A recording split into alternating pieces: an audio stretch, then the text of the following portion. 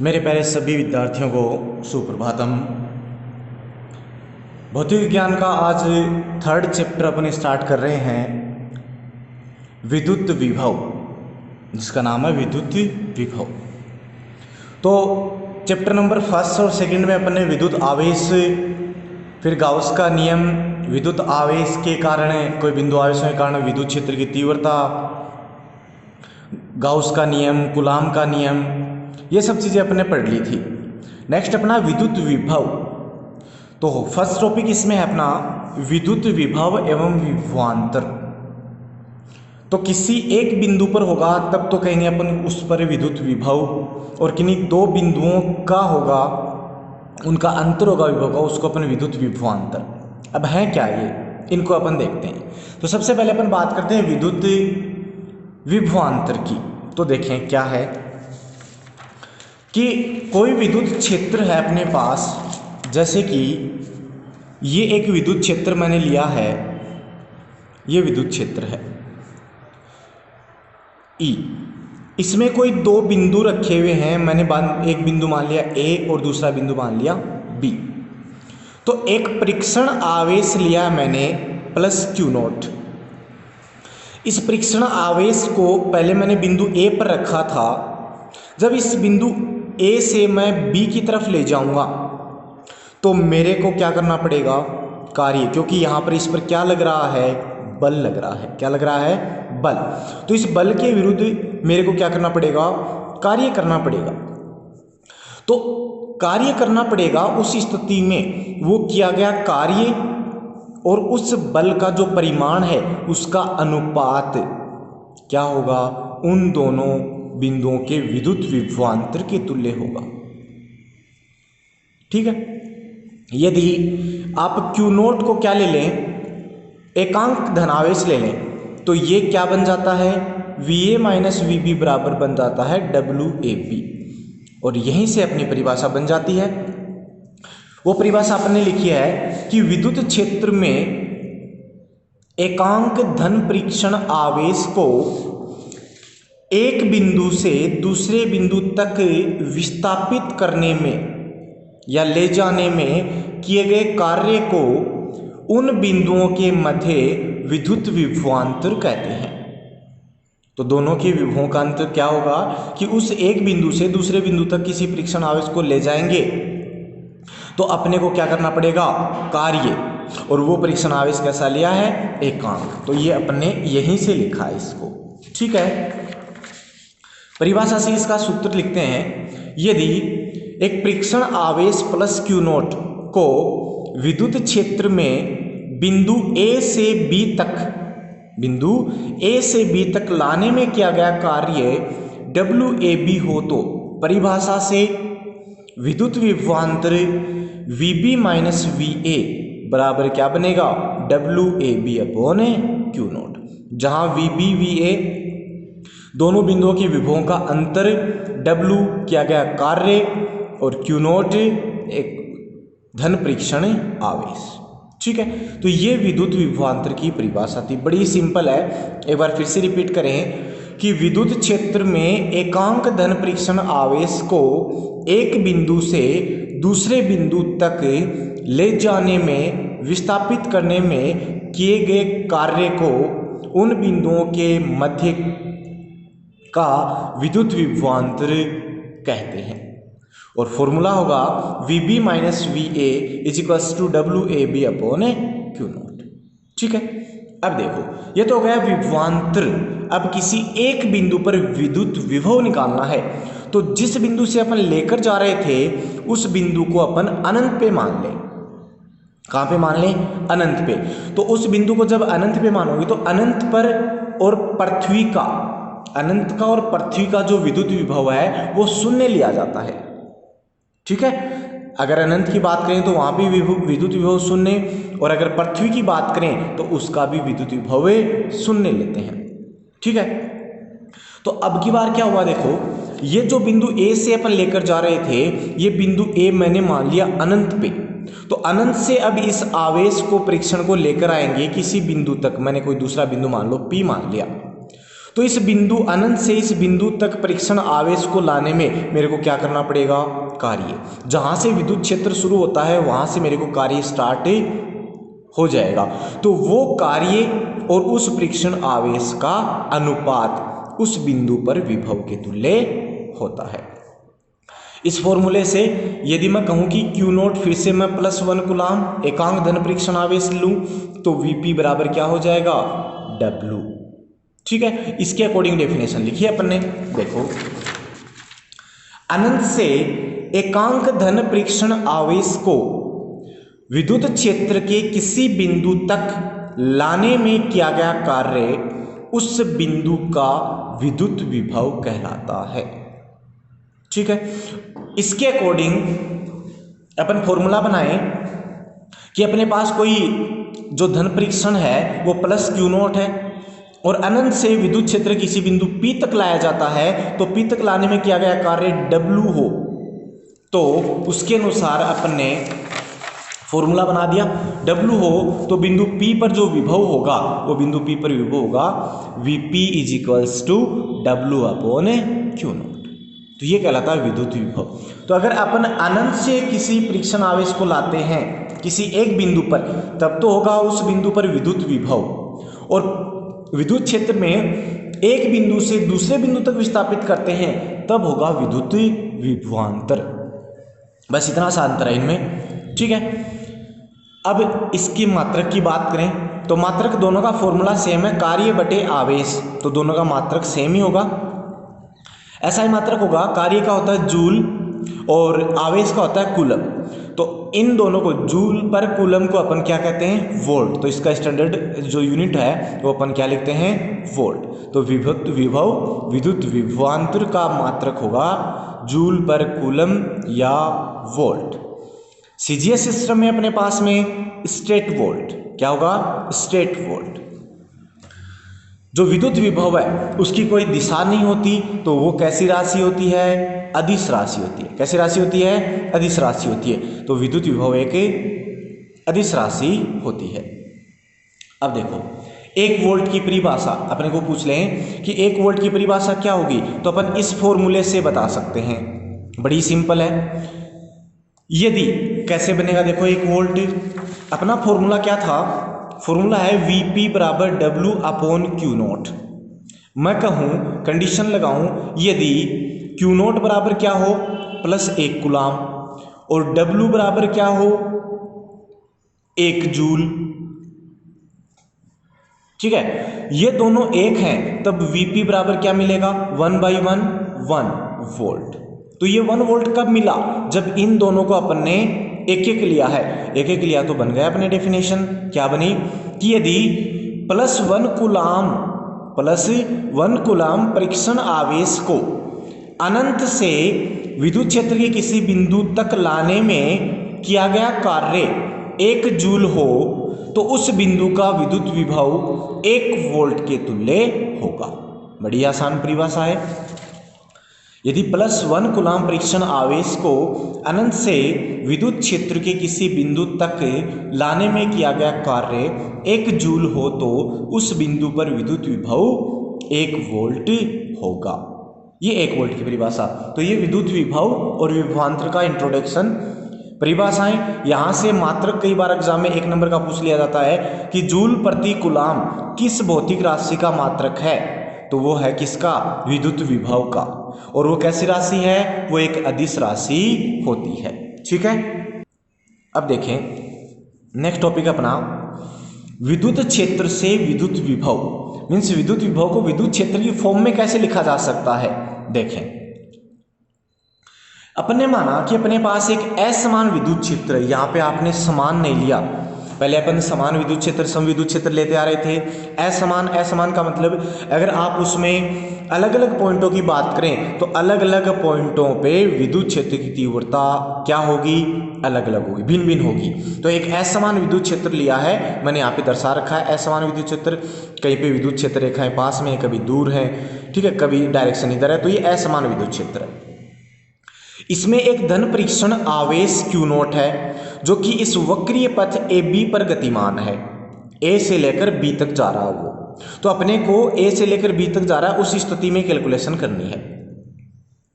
तो जब वो ए से बी तक जाएगा तो इस पथ को मैंने अनेक छोटे छोटे अल्पांशों में विभाजित मान लिया और उसमें से एक अल्पांश ले लिया जिसकी लंबाई कितनी है, dl। तो इस अल्पांश पर्टिकुलर इस अल्पांश के लिए विद्युत क्षेत्र की जो तीव्रता है वो मैंने मानी है ई वेक्टर। पहले अपन समविद्युत क्षेत्र में संपूर्ण की ई वेक्टर मानते आ रहे थे, यहां संपूर्ण की नहीं मान रहे अपन, यहां केवल इस अल्पांश के लिए विद्युत क्षेत्र की तीव्रता क्या है, ई वेक्टर। मीन्स इस बिंदु पर, इस अल्पांश पर विद्युत क्षेत्र की तीव्रता क्या है, ई वेक्टर।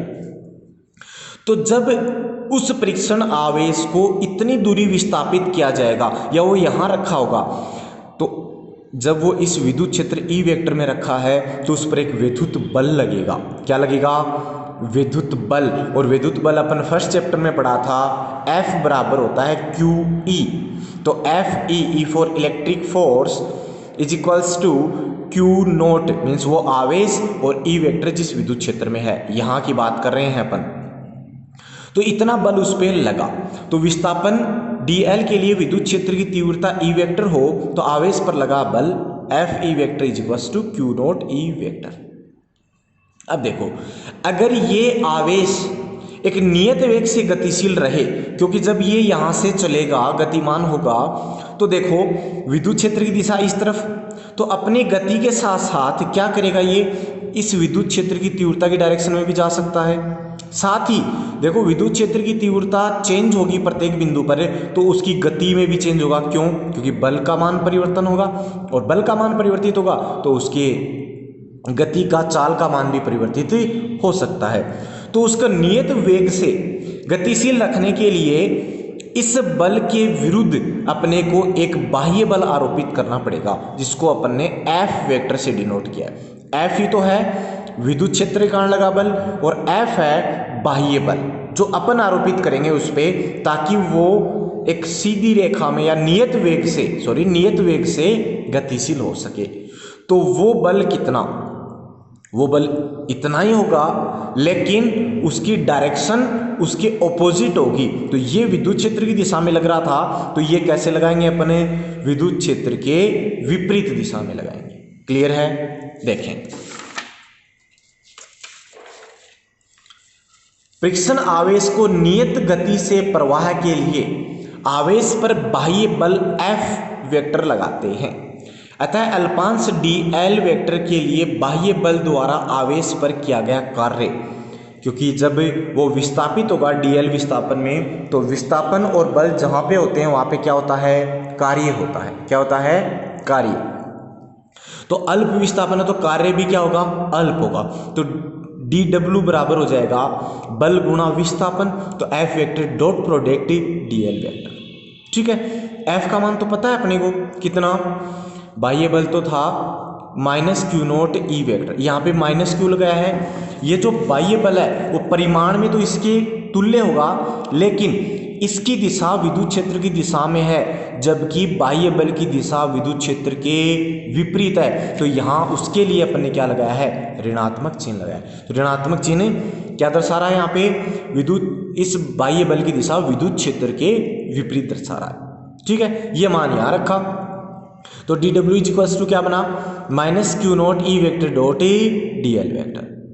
ठीक है, ये तो गया dl विस्थापन में, लेकिन अपने को तो पूरा a से b तक विस्थापित करना है। तो Q नोट को बिंदु a से b तक विस्थापित करने में या ले जाने में किया गया कुल कार्य के लिए अपन क्या करें, समाकलन कर दें।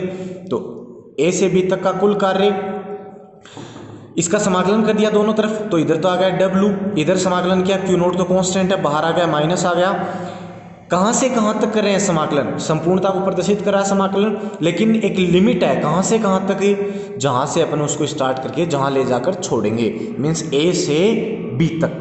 तो A से B तक के क्षेत्र की अपन बात करेंगे, E vector dot dl vector. Okay, ये आ गया कार्य। विद्युत विभवांतर की परिभाषा से फॉर्मूला अपन ने लिखा था अभी थोड़ी देर पहले, VB minus VA is equals to WAB upon Q note.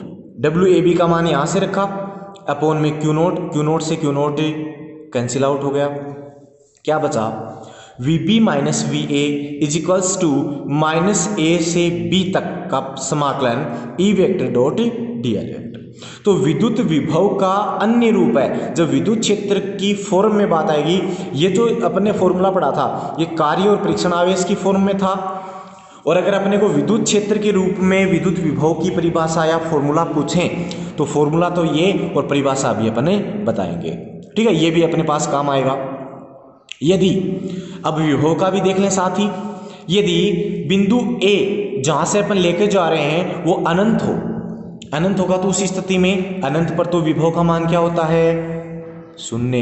तो V B minus V infinite बराबर 0 is equal to minus infinite to B. तो देखें यदि बिंदु ए अनंत पर हो तो बिंदु बी पर विभव V B is equal to minus infinity to B E vector dot D L vector. तो ये विभव और ये विभवांतर। तो इस प्रकार से अपन विद्युत क्षेत्र की फॉर्म में भी अपन इसको लिख सकते हैं। और इसकी डेफिनेशन क्या बनी, ध्यान से देखें। इस फॉर्मूले से ही लिख रहे हैं अपन कि विद्युत क्षेत्र में स्थित किन्हीं दो बिंदुओं, बिंदु कौन कौन से, ए व बी, विद्युत क्षेत्र में स्थित किन्हीं दो बिंदुओं के मध्य का विद्युत विभवांतर का मान। ठीक है, ये देखो बिंदु ए और बी था, उनके मध्य के विद्युत विभवांतर का मान मीन्स एलएचएस साइड। एक बिंदु से दूसरे बिंदु तक, ए से बी तक ई vector dot D L vector के रेखीय समाकल, देखो ई vector dot D L vector है, इसका रेखा समाकलन हो रहा है, के ऋणात्मक मान, देखो ऋणात्मक मान है, के तुल्य होता है, इक्वल है। तो इसी से बोला है अपन ने, एक बार एलएचएस को एक बार आरएचएस को। तो एक साथ मैं इसको रिपीट कर देता हूं कि विद्युत क्षेत्र में किन्हीं दो बिंदुओं के मध्य विद्युत विभवांतर का मान एक बिंदु से दूसरे बिंदु तक के ई vector dot D L vector के रेखीय समाकल के ऋणात्मक मान के तुल्य होता है। और इसी प्रकार अपन विद्युत विभव की परिभाषा बोल सकते हैं। तो विद्युत क्षेत्र में स्थित किसी बिंदु का विद्युत विभव अनंत से उस बिंदु तक के ई vector dot D L vector के रेखीय समाकल के ऋणात्मक मान के तुल्य होता है। तो ये विभवांतर, ये विद्युत विभव। तो विद्युत क्षेत्र की फॉर्म में अपन इस प्रकार से इनको बता सकते हैं। ठीक है, तो ये था अपना विद्युत क्षेत्र से विद्युत विभव। अब नेक्स्ट जो टॉपिक आता अपना महत्वपूर्ण टॉपिक है बिंदु आवेश के कारण विद्युत विभव। पहले चैप्टर में अपन ने पढ़ा था बिंदु आवेश के कारण विद्युत क्षेत्र, जिसका मान आया था, याद हो तो आपको, E बराबर के Q upon R square. Means Q आवेश के कारण आर दूरी पर किसी बिंदु पर विद्युत क्षेत्र था, E इज इक्वल्स टू के क्यू अपॉन आर स्क्वायर। यहां पे अपन निकाल रहे हैं विद्युत विभव। तो देखो क्या आएगा। उसके लिए अपन ने माना कि अपने पास में एक, पहली बात तो विभव की बात कर रहे हैं तो एक परीक्षण आवेश चाहिएगा, जिसको अपन कहां से लेकर आएंगे, अनंत से लेकर आएंगे। तो मैंने एक बिंदु माना O, इस पर कोई बिंदु आवेश प्लस क्यू रखा हुआ है, धनावेश रखा है। अब इससे आर दूरी के ऊपर, कितनी दूरी पर, आर दूरी के ऊपर एक बिंदु P स्थित है, यह बिंदु P है। इस पर अपने को क्या निकालना है, विद्युत विभव निकालना है।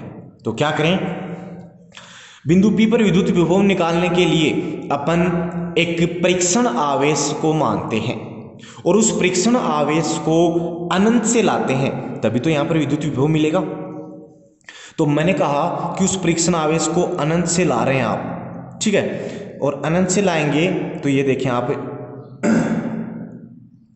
ये अनंत से ला रहे हैं आप, और अनंत से लाएंगे तो रास्ते में कहीं ना कहीं एक बिंदु अपन और मान लेते हैं। वो बिंदु मैंने मान लिया A, कितना मान लिया, A, कि जब आप उसको लेकर आओगे तो यहां पर भी तो आएगा वो। तो बिंदु A पर, जो कि O से कितनी दूरी पर है, अक्ष दूरी पर है, कितनी दूरी पर है, अक्ष दूरी पर है। तो जब वो इस बिंदु पर पहुंचेगा तो वो इसके विद्युत क्षेत्र में है वो बिंदु, क्योंकि विद्युत क्षेत्र से बाहर होगा तब तो कोई कार्य नहीं होगा, क्योंकि बल नहीं लगेगा। जब बल नहीं लगेगा तो कार्य नहीं होगा। तो जब विद्युत क्षेत्र में अपन प्रवेश कर जाएंगे तब उस पर बल लगना स्टार्ट होगा और तब अपने को क्या करना पड़ेगा, कार्य करना पड़ेगा। तो जैसे ही बिंदु ए पर अपन पहुंचेंगे तो उस बिंदु ए पर पहुंचने पर ये आवेश मैंने मान लिया प्लस क्यू नॉट है, यहाँ है फिलहाल। तो अक्ष दूरी पर जब रखा हुआ है तो इस पर बल कितना लगेगा, कूलाम बल लगेगा दो आवेशों के मध्य। और कूलाम बल कितना, कूलाम बल होता है F equals to K Q1 Q2 upon R square. तो क्या बनेगा, F equals to K Q1 means Q, Q2 means Q nought upon R means मध्य की दूरी, फिलहाल इसकी बात कर रहे हैं अपन, और ए के बीच की, तो वो कितनी है, अक्ष है, तो अक्ष स्क्वायर। इतना बल इस पे लग रहा है। अब इस बल के विरुद्ध अपन इसको लाएंगे तो देखो बल की दिशा कैसे होगी, दोनों धनावेश हैं तो बल की दिशा कैसे होगी, बाहर की ओर, कैसे होगी, बाहर। तो बल इधर लग रहा है, अपन इसको इधर विस्थापित कर रहे हैं तो अनंत से लेकर आ रहे हैं। तो अनंत से कैलकुलेशन करने के लिए अपन क्या करें, उस पूरी दूरी में से एक अल्पांश ले लेते हैं, क्योंकि जब समरूप वो वहां से चलता आ रहा है तो अल्पांश के लिए अगर अपन विद्युत विभव निकालेंगे तो उसका समाकलन कर देंगे अपन, उससे अपने को संपूर्णता का मिल जाएगा। तो इसके लिए मैंने क्या माना कि ए के पास में कोई एक अन्य बिंदु और है बी, ठीक है। जब इसको इधर खिसकाओगे तो ए के बाद बी भी आएगा, और इनके बीच की जो दूरी है वो मैंने कितनी मान ली, dx। टोटल कितनी थी, अक्ष, ये कितनी है, dx। तो अगर इस अल्पांश के लिए अपन निकाल लें विद्युत विभव का मान, कार्य का मान, तो संपूर्णता के लिए आ जाएगा। तो इसी के लिए अपन क्या करते हैं, ये कहते हैं कि जब इस बल के विरुद्ध इस प्लस क्यू नोट को ए से बी तक विस्थापित कर रहे हैं तो कितना विस्थापन किया, dx। तो dx दूरी विस्थापित करने में कितना कार्य करना पड़ेगा, बल तो इसके तुल्य लगाना पड़ेगा अपने को, और विस्थापन कितना, dx। तो F vector dw equals to क्या होगा, F vector dot dx vector. तो F dx डॉट हटाएंगे, dot product cos theta, theta होता है बल और विस्थापन की दिशा के मध्य बना कोण। तो देखो बल तो इधर है, विस्थापन इधर है, तो दोनों के मध्य बना कोण कितना, 180, और कोस 180 का मान कितना होता है, -1। तो dw बराबर क्या बचा, -F dx। ये कार्य अपने को इतना dx विस्थापन करने में करना पड़ रहा है। तो इस प्रकार से अपन ने dx दूरी विस्थापित करने में कार्य निकाल लिया। लेकिन अपन आवेश को कहाँ से ला रहे हैं, परीक्षण आवेश को अनंत से, कहाँ तक, बिंदु P तक। तो अनंत दूरी कहाँ से, यहाँ से, और बिंदु P की दूरी यहाँ से कितनी, r, मीन्स अनंत से कहाँ तक ला रहे हो आप, r दूरी तक ला रहे हो। तो अनंत से r तक जो कार्य करना पड़ेगा वो टोटल कार्य अपना होगा, तो कुल कार्य हो जाएगा, उस जो विस्थापन था उसको अपने क्या कर दिया, समाकलन कर दिया, infinite to small r। dw का मान यहाँ से रखा -F dx, f का मान यहाँ से रखा समीकरण 1 से, k q नोट अपॉन अक्ष square dx। k constant, q note दोनों कॉन्स्टेंट, समाकलन से बाहर आ गए, अंदर बचेगा 1 अपॉन अक्ष स्क्वायर dx। 1 अपॉन अक्ष स्क्वायर का समाकलन अपन बहुत अच्छे से जानते हैं, क्या होगा, w is equals to -k q nought अनंत से r तक समाकलन 1 अपॉन अक्ष स्क्वायर dx। समाकलन करेगा 1 अपॉन अक्ष स्क्वायर का -1 अपॉन x, लिमिट कहाँ से कहाँ तक है, infinite to r। Limit put करते हैं तो कैसे होता है, upper limit minus lower limit, यहाँ पर लिमिट क्या है r, लोअर लिमिट क्या है इनफाइनाइट, तो 1 अपॉन r -1 अपॉन इनफाइनाइट, ये माइनस माइनस क्या हो गया, प्लस हो गया। तो 1 अपॉन इनफाइनाइट होता है 0, तो w बराबर क्या बचा, w इज इक्वल्स टू के q नोट अपॉन r। यह आ गया अनंत से बिंदु P तक लाने में किया गया कार्य आ गया, तो विद्युत विभव आ जाएगा, क्योंकि विद्युत विभव की परिभाषा हम जानते हैं क्या होती है, v बराबर w upon q note. w का मान ये यहाँ रखेंगे, के क्यू नोट अपॉन r, और इंटू में क्यू नोट से क्यू नोट कैंसिल आउट, क्या बचा, v इज इक्वल्स टू के क्यू अपॉन r। के का मान 1 अपॉन 4 पाई एप्सिलॉन नॉट, जब निर्वात में रखा है, क्लियर है। यदि इसके स्थान पर जो प्लस क्यू आवेश बिंदु था उसके स्थान पर अगर अपन माइनस क्यू बिंदु आवेश लें तो माइनस क्यू बिंदु आवेश के कारण विद्युत विभव कितना होगा, इसके लिए ऋणात्मक मान मिलेगा, v is equals to -k q upon r, clear है। तो तो अपन यहाँ से कह सकते हैं कि जब धनावेश लिया था बिंदु आवेश तब तो होगा विभव धनात्मक, और ऋणात्मक आवेश था तब विभव क्या होगा, ऋणात्मक होगा। क्लियर है। तो पॉजिटिव चार्ज के लिए पॉजिटिव, नेगेटिव के लिए नेगेटिव। अब यदि आप निर्वात के स्थान पर क्या ले लें, कोई माध्यम ले लें और उस माध्यम का पैराविद्युतांक कितना हो, एप्सिलॉन आर, तो यहाँ पे v बराबर बनेगा 1/4 pi epsilon q upon R. और एप्सिलॉन का मान एप्सिलॉन आर की फॉर्म में लिख लिया आपने, क्योंकि हम लोग जानते हैं, हम लोगों ने पढ़ा था फर्स्ट चैप्टर में कि एप्सिलॉन आर बराबर होता है एप्सिलॉन अपॉन एप्सिलॉन नोट। तो यहाँ से एप्सिलॉन इज इक्वल्स टू था epsilon R into epsilon naught, ये रख सकते हैं, तो वही रखा अपन ने। एम फॉर मीडियम माध्यम के लिए 1/4 pi epsilon naught epsilon R Q upon R. तो 1/4 pi epsilon Q upon R की जगह क्या रख सकते हो, v, तो v अपॉन एप्सिलॉन आर। और चैप्टर फर्स्ट में पढ़ा था एप्सिलॉन पैराविद्युतांक का मान निर्वात के लिए होता है 1, और बाकी किसी भी माध्यम को अगर लें तो उसका मान 1 से अधिक होगा। तो जब अपॉन में जो वैल्यू है वो 1 से अगर अधिक होती है तो उसका रिजल्ट इससे क्या आएगा, कम आएगा, means Vm less than V। तो माध्यम के लिए हमेशा विद्युत विभव का मान निर्वात की तुलना में कम होता है। क्लियर है। ये बिंदु आवेश के कारण विद्युत विभव हो गया। अब इसका ग्राफ डिनोट करें, तो ग्राफ किस प्रकार से आएगा, V K constant, Q constant, बिंदु आवेश कांस्टेंट है, दूरी के साथ परिवर्तित हो रहा है, तो दूरी के मध्य अपने को ग्राफ रिप्रेजेंट करना है, तो विद्युत विभव और दूरी के मध्य ग्राफ कैसे आएगा।